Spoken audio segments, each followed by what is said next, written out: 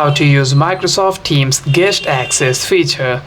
First, you want to simply open the Teams application, and here you want to simply go to the team where you want to add a new guest. Over here you can simply tap on community as well. If you want to add members to your community, you want to simply tap on create my own to create your community. First, name your community and tap on create to have a community. Over here what you'd be able to do is you can simply share your invite links over here to be able to add members to your team over here.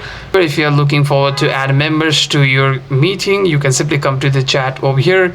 You can simply go to your meeting from here. After that, if you want to add people to this meeting over here, you can simply tap on this icon, and by doing so you'd be able to see participants over here.